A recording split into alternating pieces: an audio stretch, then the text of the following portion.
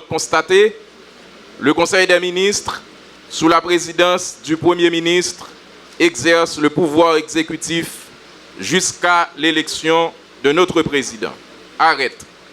Article 1er. Le citoyen Ariel Henry est nommé ministre des Affaires sociales et du Travail.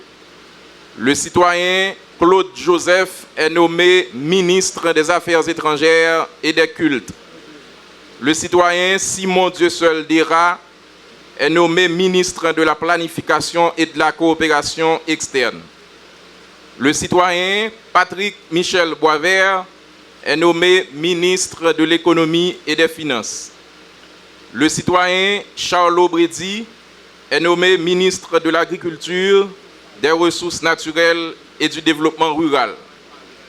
Le citoyen Wilson Edouard est nommé ministre des Travaux publics, Transports et Communications.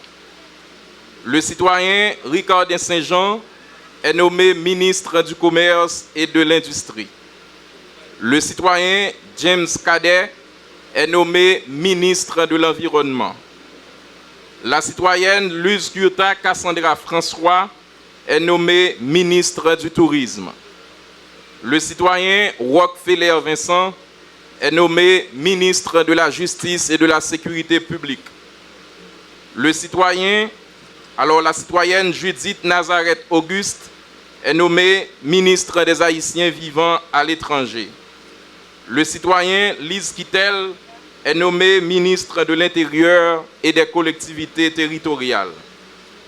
La citoyenne Marie-Lucie Joseph est nommée ministre de l'Éducation nationale et de la formation professionnelle.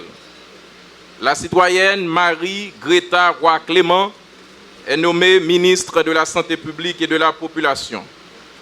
La citoyenne Sophia Laureus est nommée ministre à la condition féminine et aux droits de la femme. Le citoyen Pétrix Justin est nommé ministre de la Jeunesse, des Sports et de l'Action civique. Le citoyen Jean-Emmanuel Jacquet est nommé ministre de la Culture et de la Communication. Le citoyen Enol Joseph est nommé ministre de la Défense. Article 2. Une ampliation du présent arrêté sera remise à chacun des intéressés, ce qui sera fait dans quelques instants. Article 3. Le présent arrêté sera publié et exécuté aux fins de droit. Donné au Palais national à Port-au-Prince le 19 juillet 2021 en 218e de l'indépendance par le Premier ministre, Dr Ariel Henry. Je passe maintenant la parole au secrétaire général de la primature, M. Jude Charles Faustin, pour son allocution de circonstance.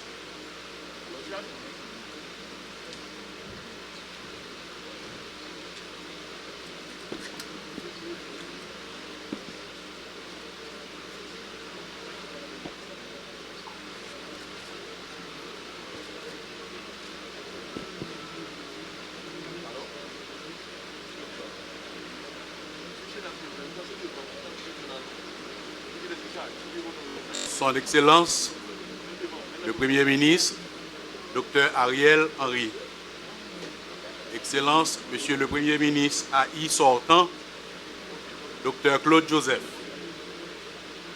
Mesdames, Messieurs les ministres, Mesdames, Messieurs les membres du gouvernement démissionnaire, Monsieur le secrétaire général de la présidence, Mesdames, Messieurs les directeurs généraux, les membres du Haut État-major de la Police nationale d'Haïti, les représentants du pouvoir judiciaire,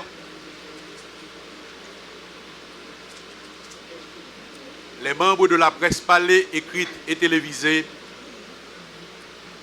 chers cadres de la primature, Mesdames, Messieurs. C'est dans un contexte, alors bien avant mon propos de circonstance, je vous demande de vous lever pour observer 1 minute de recueillement en mémoire du président Jovenel Moïse.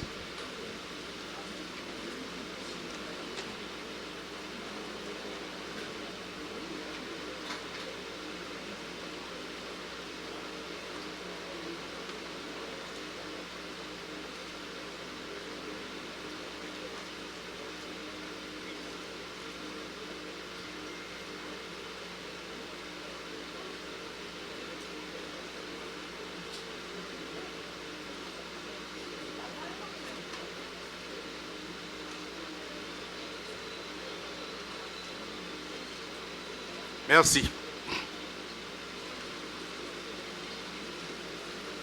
C'est dans un contexte particulier de grande tristesse et de préoccupation que nous accueillons le nouveau Premier ministre, chef du gouvernement, dans sa fonction de chef de l'administration de la primature.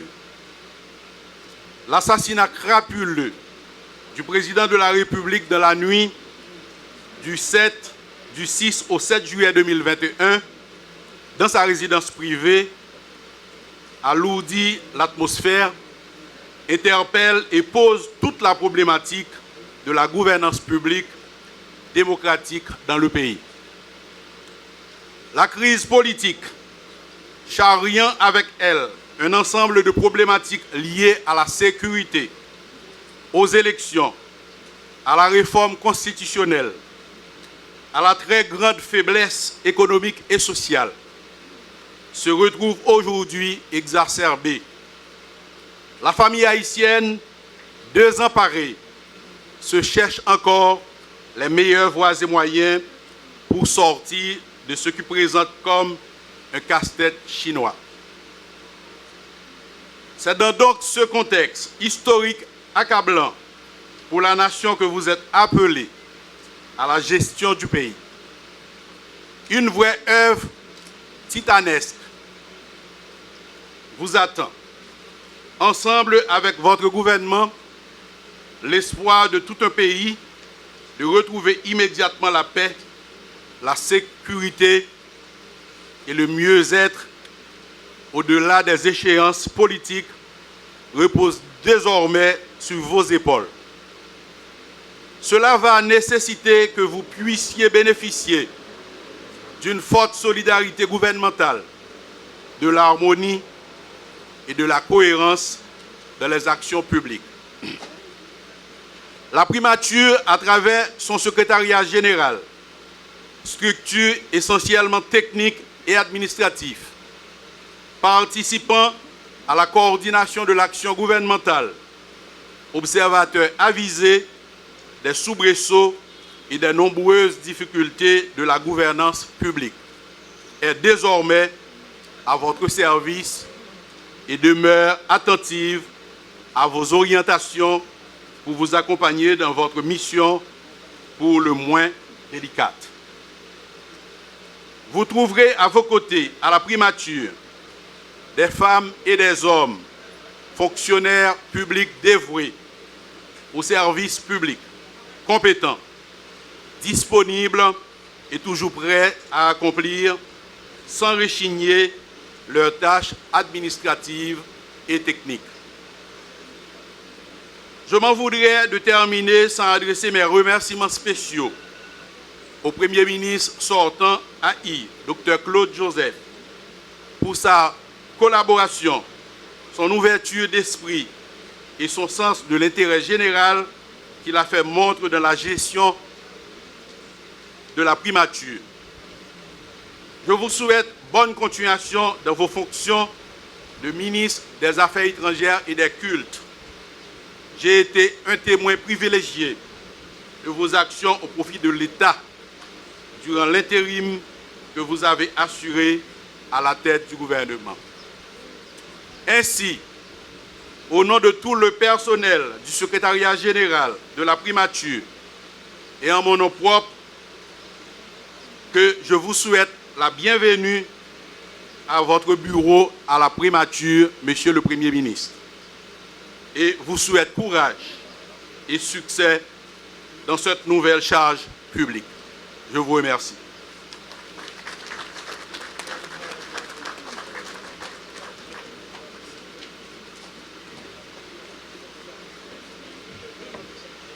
on remercie le secrétaire général de la primature pour ses propos de circonstance.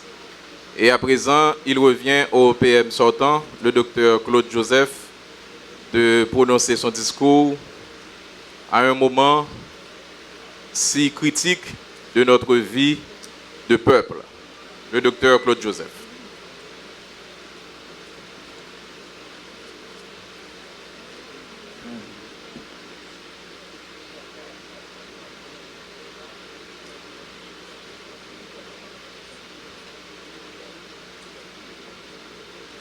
Monsieur le Premier ministre, Dr Ariel Henry, Monsieur le secrétaire général de la primature, Mesdames, Messieurs les membres du gouvernement sortant, Mesdames, Messieurs les membres du gouvernement entrant, Mesdames, Messieurs les fonctionnaires et employés de la primature, Monsieur le directeur général AI de la police nationale d'Haïti, Monsieur le commandant-chef des forces armées d'Haïti, distingués invités, Mesdames, Messieurs les membres de la presse, parlée, écrite et télévisée, Mesdames, Messieurs, en vos rangs, titres et qualités. Depuis un peu plus de 3 mois, j'ai la lourde responsabilité en tant que ministre des Affaires étrangères et des cultes de diriger le gouvernement ad intérim suite à la démission du Premier ministre Joseph Jout. Cette charge m'a été confiée dans un contexte de crise politique vieille de 2 ans ou de plus de 2 ans, exacerbée par une insécurité galopante caractérisée par des cas de kidnapping spectaculaires, des troubles récurrents à l'ordre public et les assauts des gangs armés. La circulation des personnes et des biens s'en est trouvée sévèrement perturbée. La peur a gagné toutes les couches de la population, souvent victimes d'actes d'assassinat. Il est important de noter que le président de la République voulait faire de la démission du Premier ministre Joseph Jout une opportunité pour faciliter la conclusion d'un accord politique avec des secteurs de l'opposition et acteurs de la société civile organisée en vue de mettre un terme à la crise et par conséquent faciliter l'organisation des joutes électorales dans un climat politique apaisé.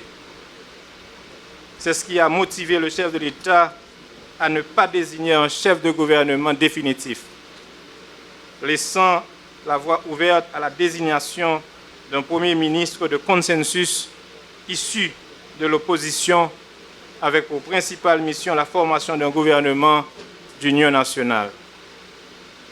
C'est ainsi que le président de la République, son Excellence Jovenel Moïse, intensifiait le dialogue qu'il avait initié avec la classe politique et la société civile, ayant abouti, après environ 3 mois d'atermoiement et d'hésitation de la part de celle-ci, au choix consensuel du Premier ministre en la personne du docteur Ariel Henry.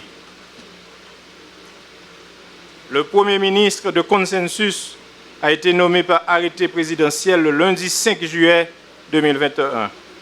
Malheureusement, moins de 48 heures plus tard, soit dans la nuit du mardi 6 au mercredi 7 juillet, le président de la République a été fauché chez lui en pleine nuit par des mercenaires, des assassins recrutés expressément pour accomplir cette sale besogne, selon les premiers éléments de l'enquête judiciaire.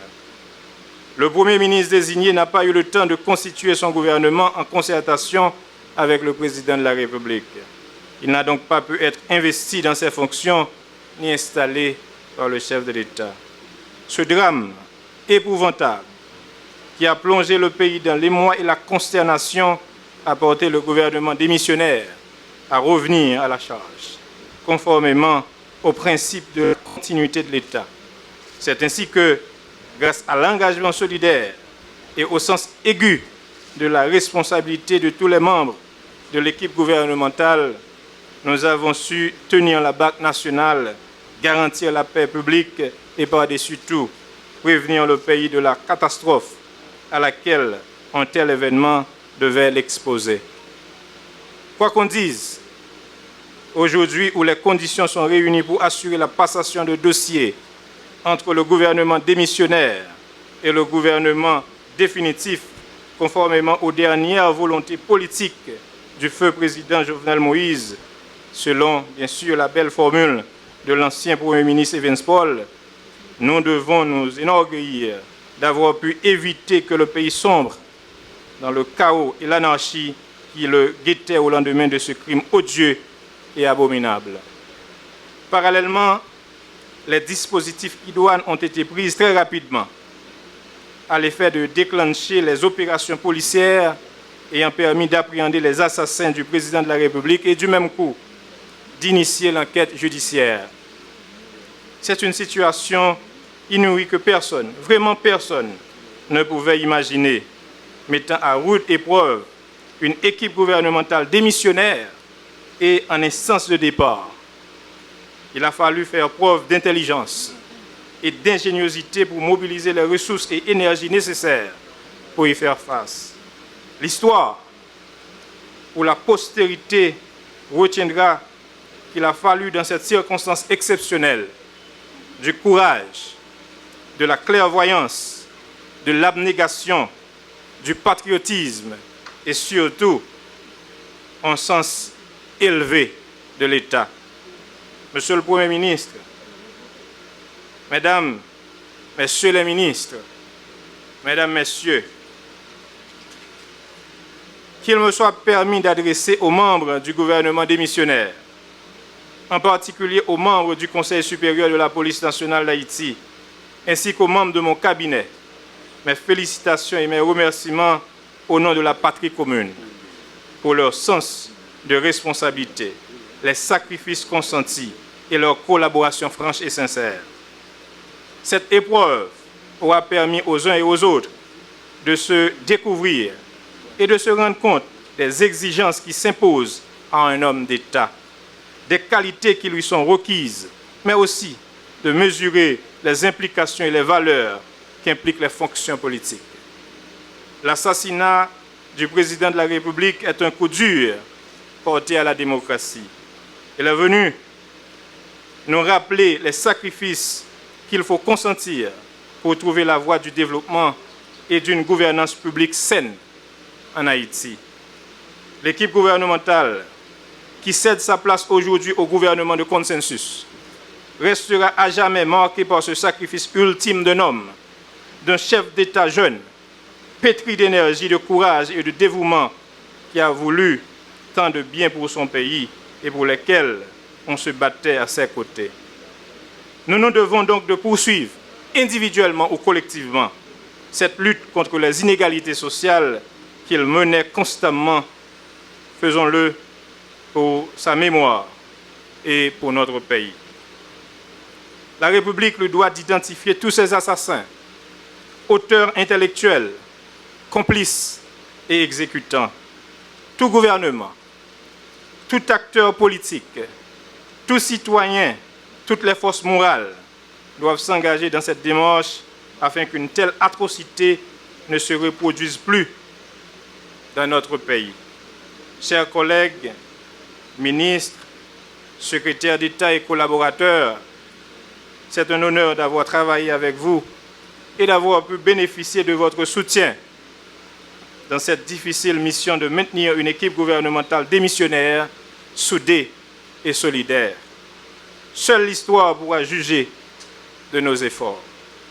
Monsieur le Premier ministre, Dr Ariel Henry, vous prenez les rênes du pouvoir exécutif à la faveur de la vacance présidentielle, en votre qualité de président du Conseil des ministres, dans un contexte qui, à bien des égards, est très difficile, très différent, bien sûr, de celui que nous avons connu au moment de votre nomination le 5 juillet dernier.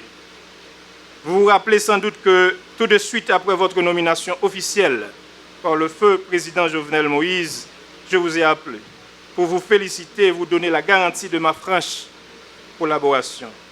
C'est avec cette même élégance, cette courtoisie républicaine que je vous transmets aujourd'hui les clés et les bureaux de la primature.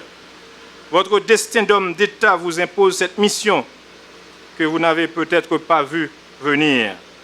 Certainement, aucun politique, aucun citoyen aspirant à servir son pays ne souhaite devoir porter une telle charge. C'est pourtant celle qui est la vôtre aujourd'hui et que vous acceptez courageusement. Vous héritez d'une situation exceptionnelle, caractérisée par l'absence du président de la République pour vous servir de bouclier, une crise politique sans précédent dans l'histoire du pays, une insécurité galopante, une situation socio-économique morose et précaire, un processus électoral à poursuivre impérativement, et j'en passe. Tel est le sombre tableau du pays dont vous allez diriger le gouvernement, Monsieur le Premier ministre. Y a-t-il des recettes pour vous aider, vous et les membres de votre gouvernement, à relever de tels défis avec des enjeux aussi importants? Difficile à dire.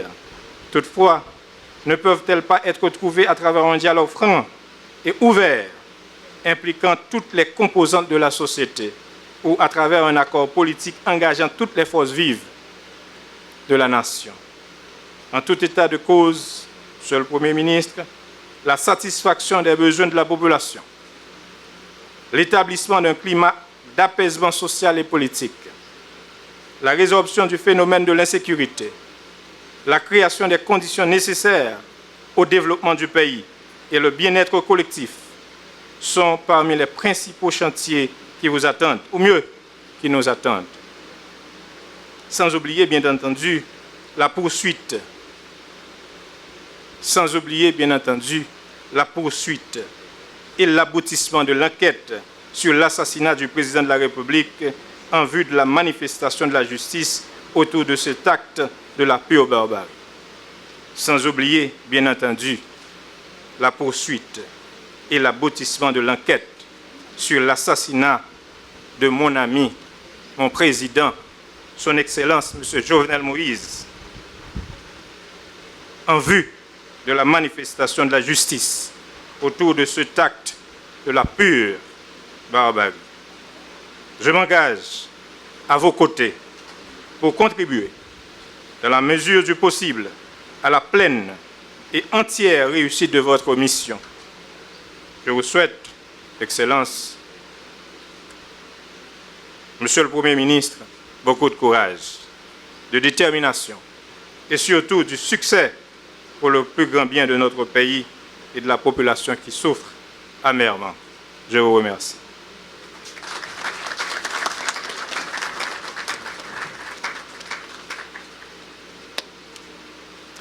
On dit merci au PM sortant, Dr Claude Joseph, désormais ministre des Affaires étrangères. Et à présent, mesdames, messieurs, j'ai l'honneur d'introduire le nouveau Premier ministre pour son allocution de circonstance, le Dr Ariel Henry.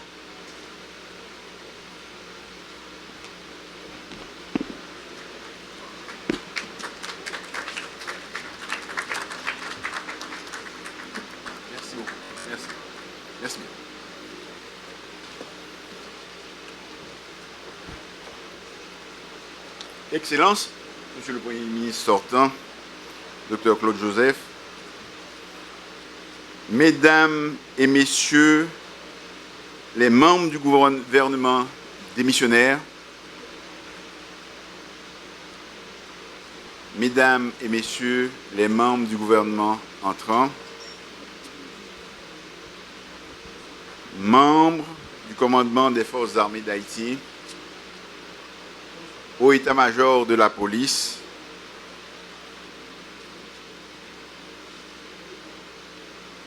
les membres des différents corps de l'État ici présents, chers invités.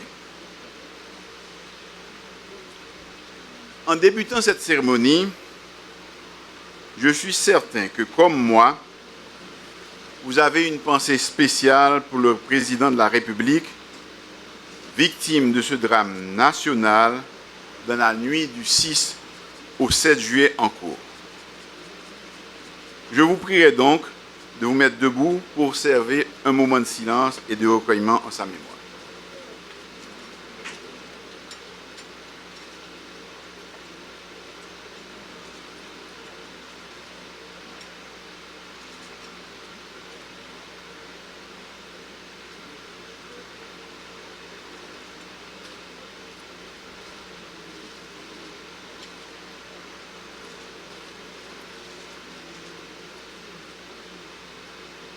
Merci.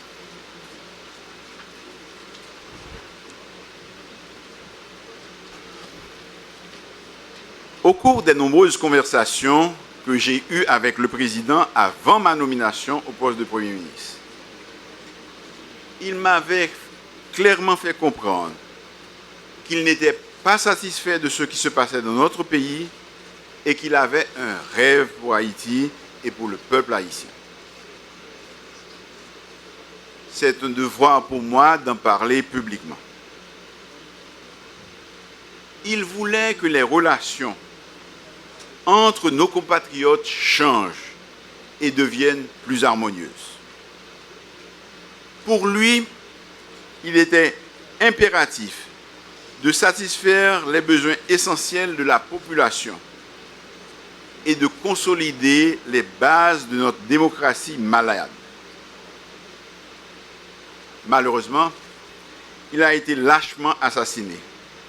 Et une fois de plus, nous condamnons avec la dernière rigueur ce crime inqualifiable qui laisse dans le deuil sa femme, ses enfants, sa famille et la République tout entière. Je présente à tous mes sincères condoléances et je souhaite à la Première Dame, Madame Martine Moïse, un prompt rétablissement. Cela fait bien longtemps que dans notre pays, personne n'avait osé attenter à la vie d'un président de la République. Ceux qui ont renoué avec cette pratique barbare devront payer de leur forfait. Oui, tous les coupables, auteurs et commanditaires devront être identifiés et traduit devant la justice haïtienne. Et je souhaite que des peines exemplaires et dissuasives soient prononcées. La nation n'attend pas moins de ses dirigeants. Plus jamais, nous ne devrons vivre un tel drame. Je remercie les nations sœurs qui nous apportent leur solidarité et leurs expertises dans la conduite des enquêtes et la recherche de la vérité.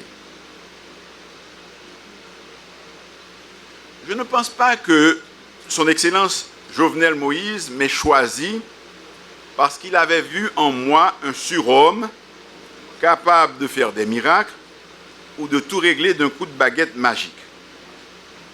Mais je crois plutôt qu'il avait vu en moi le démocrate convaincu, l'homme de dialogue et d'ouverture, capable de rassurer et d'interagir avec les différents secteurs de la vie nationale. C'est donc avec beaucoup d'humilité, sans prétention, mais avec beaucoup de détermination que j'ai accepté cette mission. Le pays a traversé une situation malouque, dans tout sens. Dans le mauvais passage, il y a un bagage tout le monde d'accord sur lui. Quitte c'était président, quitte ce gouvernement PAMLAN, parti politique, groupement, religion catholique, religion protestante, vaudouisant, groupement paysan, moun qui dans business, gros business, petit business, organisation qui défend droit moun, association professionnelle, barreau avocat,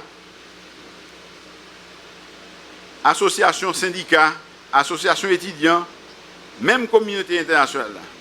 Tout le monde reconnaît que solution crise là, c'est haïtien yo même qui pour joindre lui.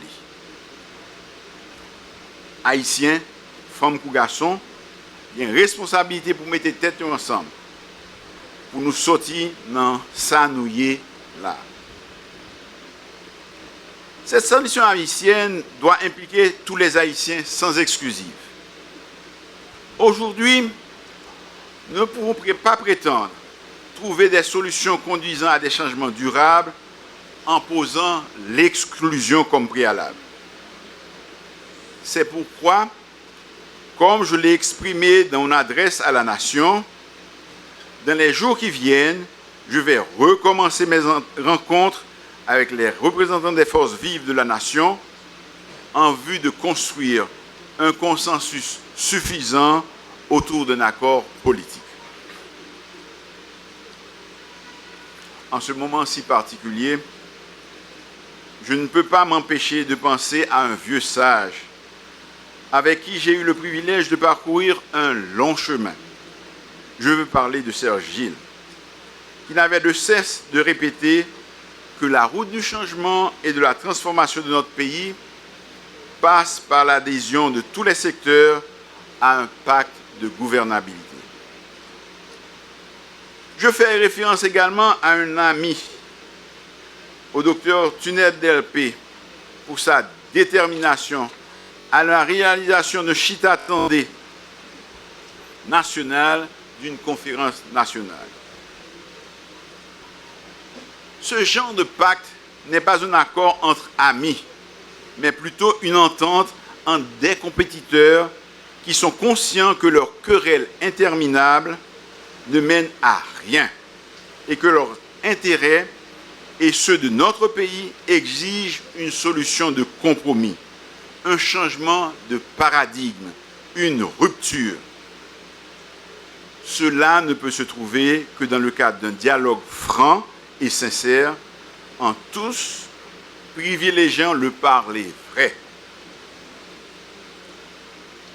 C'est dans un contexte de polarisation extrême et de difficultés pour les différents secteurs de la société haïtienne à se parler que nous devrons trouver et mettre en œuvre une solution durable à la crise multiforme à laquelle nous sommes confrontés.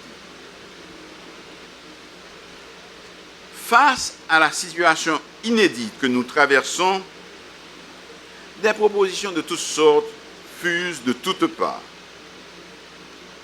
Tous les secteurs pensent avoir raison dans leur prise de position. Mais personne, aucun des protagonistes, ne peut prétendre imposer sa solution. Même les pires ennemis, même ceux qui se font la guerre, finissent toujours par se parler pour mettre un terme à leur conflit. Je suis d'une école qui croit dans le dialogue comme moyen privilégié de règlement des différents conflits et surtout en matière politique.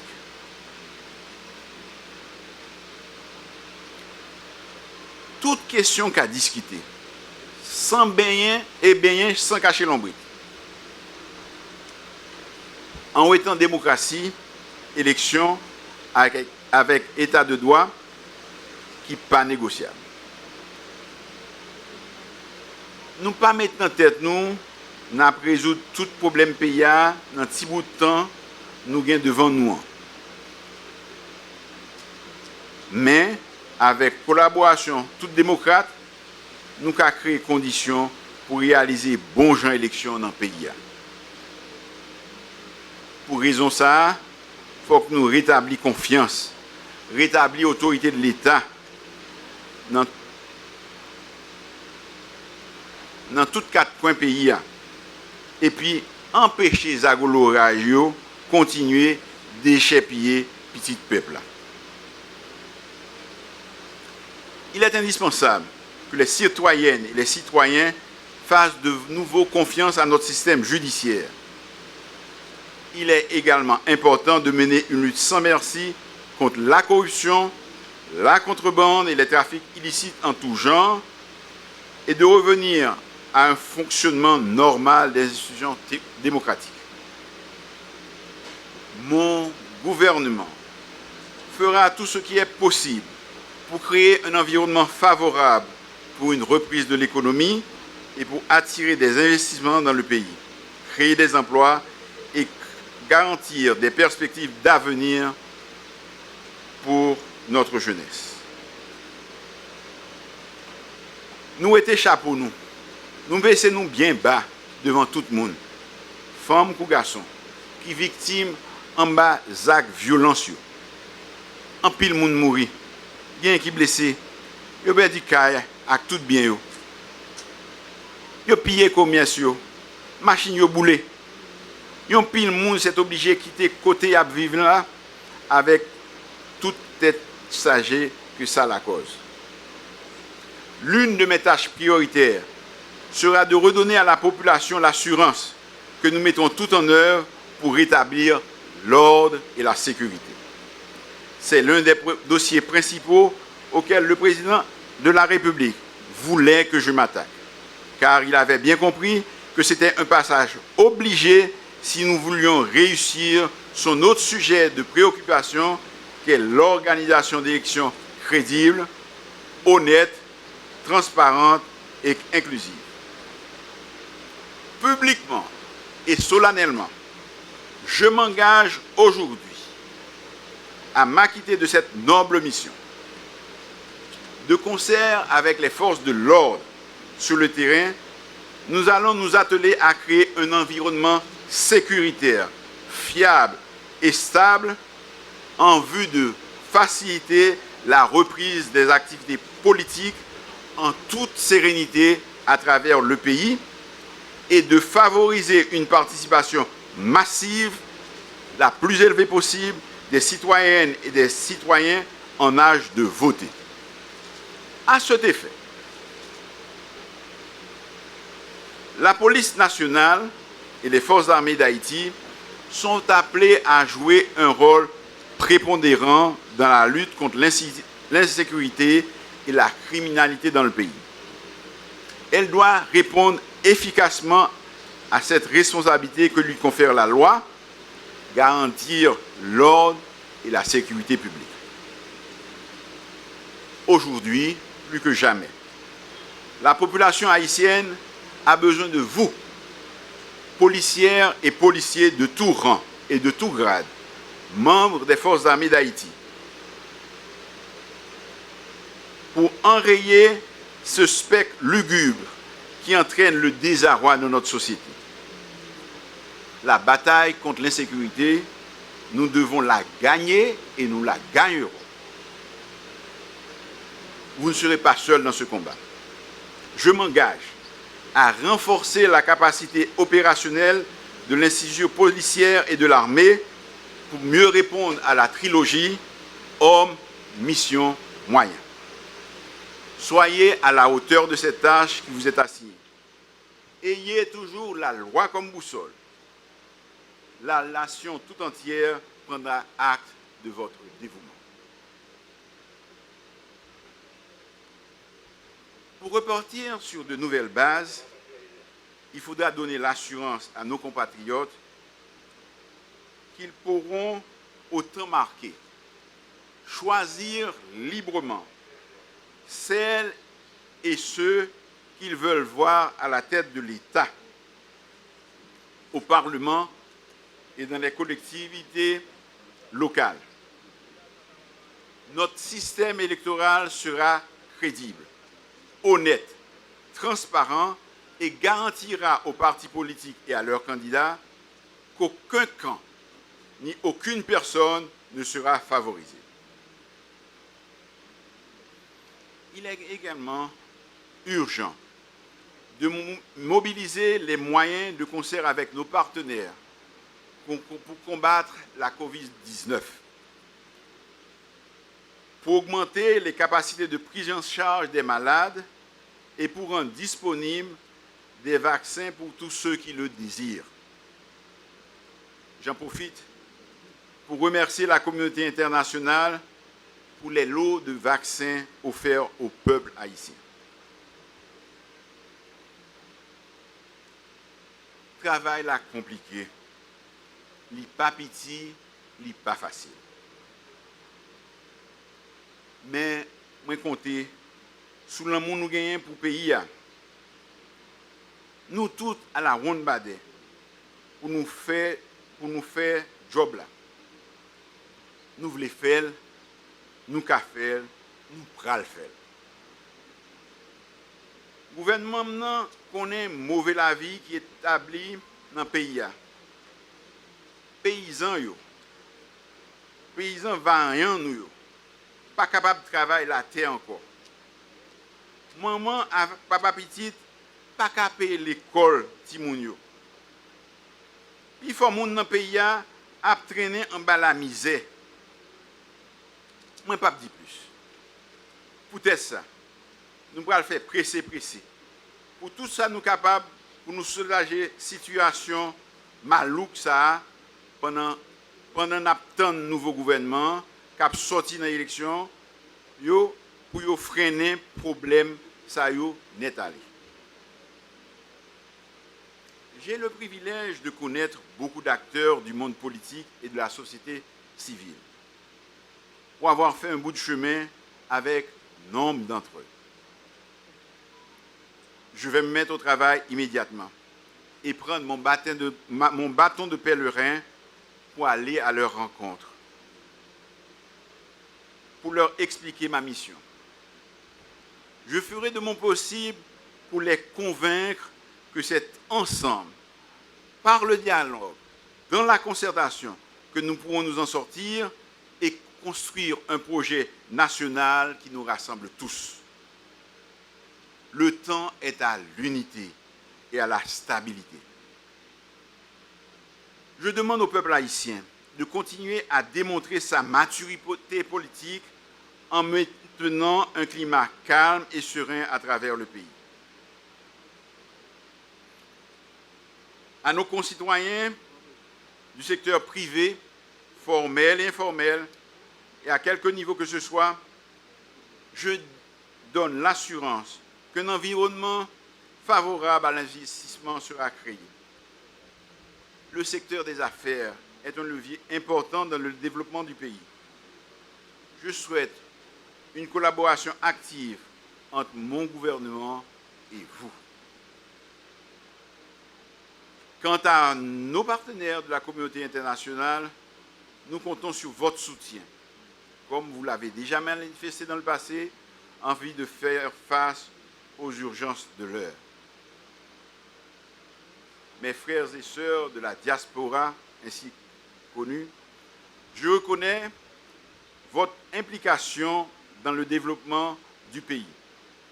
Vous constituez un pôle de ressources inépuisables dans la construction de la nouvelle Haïti. Vous n'avez jamais manqué d'affirmer et de réaffirmer votre fierté et votre attachement à votre pays, à notre pays.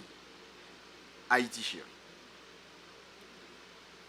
Mon gouvernement entend collaborer étroitement avec vous pour la refondation de la nation. Aux membres de la presse, je dis de continuer à servir le pays, à soutenir notre démocratie. Je compte sur votre professionnalisme. Vous êtes des partenaires incontournables. En terminant, je veux saluer les membres du gouvernement sortant qui ont servi notre pays dans des circonstances particulières. Votre contribution sera appréciée par vos compatriotes à sa juste valeur. Je voudrais aussi remercier le président du Sénat qui a fait montre d'un esprit d'abnégation et de dévouement à son pays pour nous aider tout au long de cette crise. À vous, membres du gouvernement consensuel et inclusif que j'ai l'honneur de présider, je dis merci d'avoir accepté à servir notre pays dans un tel contexte. La tâche qui vous attend est complexe et difficile. Notre chemin sera semé d'embûches de toutes sortes. En vous décidant à vous joindre à moi, vous n'avez pas choisi la facilité. Je crois qu'avec votre courage, votre détermination et votre patriotisme, nous pouvons ensemble relever les nombreux défis qui nous attendent. Plusieurs dossiers brûlants sont en souffrance et attendent votre expertise. Il n'y aura pas de période d'observation. Le travail commence dès la fin de cette cérémonie. Bonne besogne pour le pays, pour la patrie, marchons unis. Que Dieu bénisse Haïti.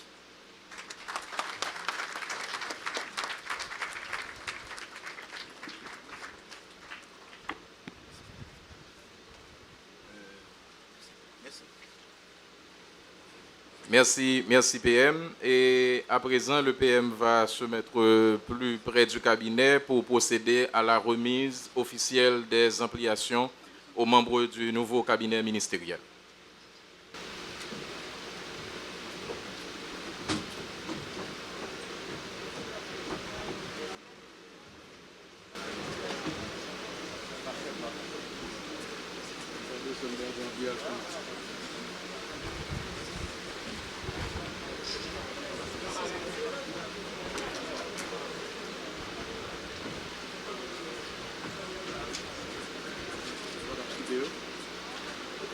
Le citoyen Claude Joseph, ministre des Affaires étrangères et des cultes.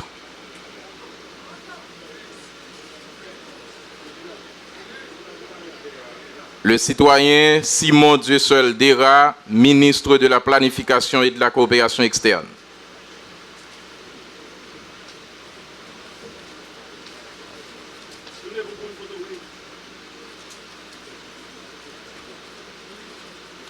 Le citoyen Patrick Michel Boisvert, ministre de l'Économie et des Finances.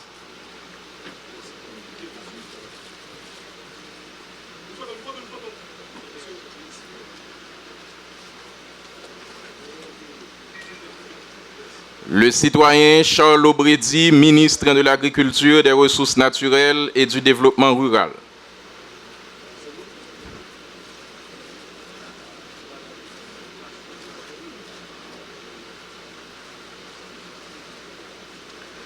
Le citoyen Wilson Edouard,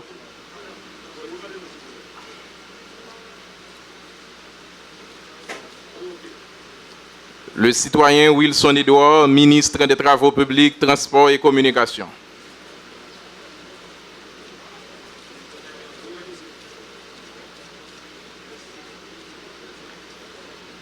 Le citoyen Ricardin Saint-Jean, ministre du Commerce et de l'Industrie.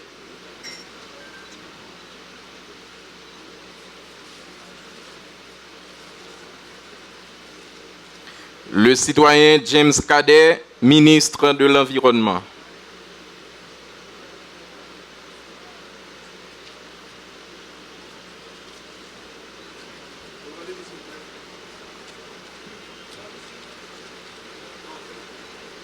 La citoyenne Luz Curta Cassandra François, ministre du Tourisme.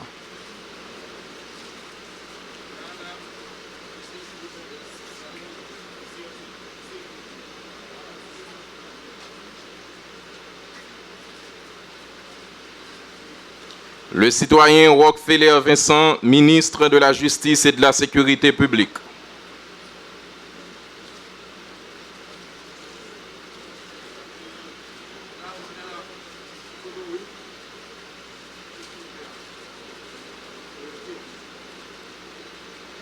La citoyenne Judith Nazareth Auguste est nommée ministre des Haïtiens vivant à l'étranger.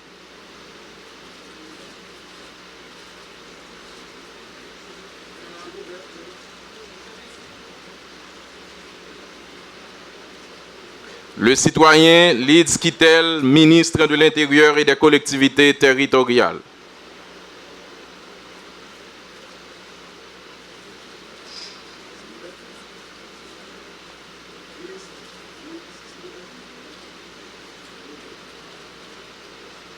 La citoyenne Marie-Lucie Joseph, ministre de l'Éducation nationale et de la formation professionnelle.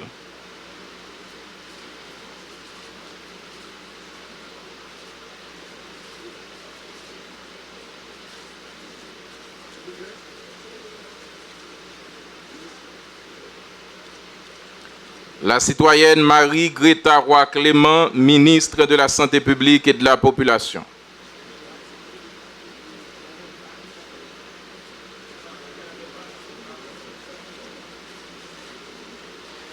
La citoyenne Sophia Laureus, ministre à la condition féminine et aux droits de la femme.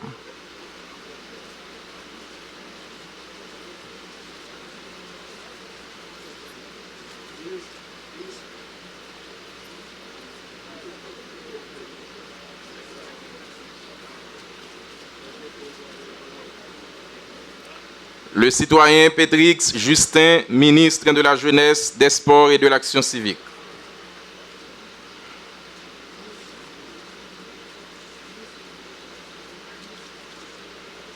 Le citoyen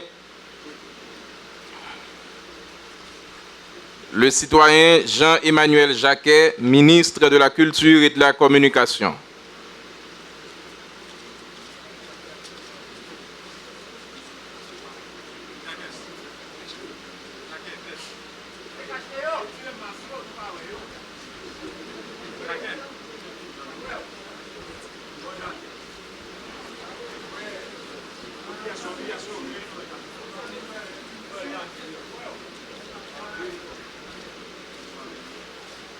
Le citoyen Enol Joseph, ministre de la Défense.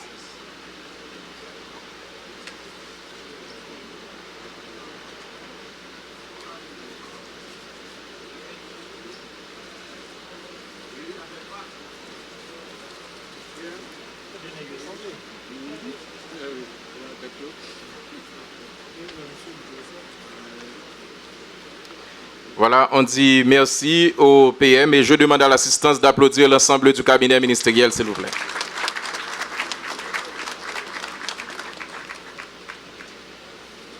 Voilà, c'est ici que prend fin la cérémonie. On invite le cabinet ministériel, le PM Henri, le secrétaire général à se faire accompagner des membres du protocole pour les salutations d'usage.